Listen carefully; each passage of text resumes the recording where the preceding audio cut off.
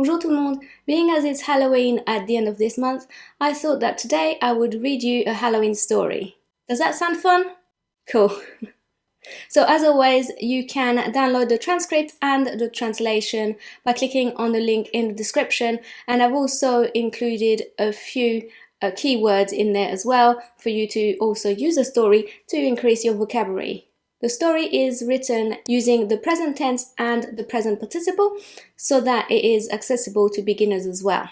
But that said, I would say that the vocabulary is probably more at an intermediate level, so there is something in there for everybody. So to aid your comprehension, let me first set the scene in English for you.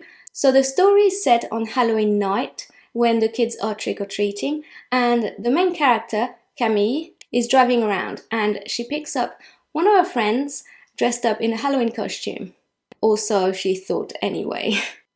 But in order to find out who she actually picked up, you'll have to listen to the story. Are you ready for a spooky story?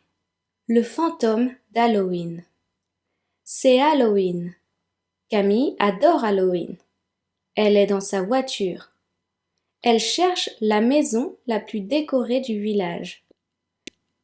Les enfants vont de maison en maison demander des bonbons. Soudain, une silhouette noire apparaît devant la voiture de Camille. La silhouette porte une longue robe noire. Camille croit que c'est un ami déguisé en grande faucheuse.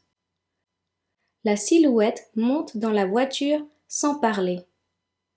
D'un geste de la main, elle lui fait comprendre de continuer sa route. La route devient étroite et sinueuse. Les phares de la voiture sont faibles. Tout à coup, la silhouette tape sur la fenêtre. Camille ralentit, puis arrête la voiture. La silhouette descend silencieusement et disparaît dans les bois. Camille, perplexe, saisit sa lampe de poche et suit la silhouette. Elle prend peur quand elle voit la silhouette en train de voler dans les bois. Camille sait désormais que la silhouette n'est pas humaine, mais un vrai fantôme. Apeurée, elle trébuche et tombe par terre, faisant tomber sa lampe de poche. La lampe de poche ne fonctionne plus. Se retrouvant dans l'obscurité totale, elle commence à paniquer. Soudain, la lampe de poche se rallume. Camille est soulagée. Elle se relève et découvre un vieux panneau en métal à ses pieds.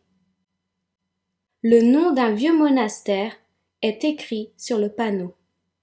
Elle se souvient qu'un incendie a ravagé le monastère il y a 100 ans, un soir d'Halloween.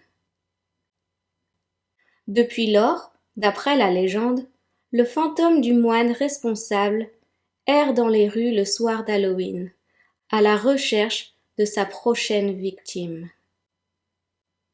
Éclairant la route en face d'elle, à la recherche de sa voiture, Camille aperçoit le visage brûlé du fantôme du moine revenant vers elle. Camille pousse un cri d'effroi. Est-elle la prochaine victime?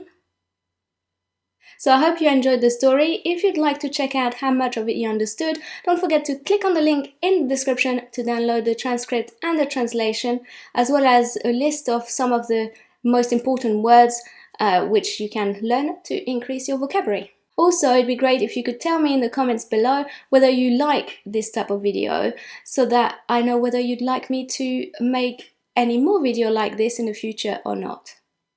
That's it for me today. À la prochaine! Bye!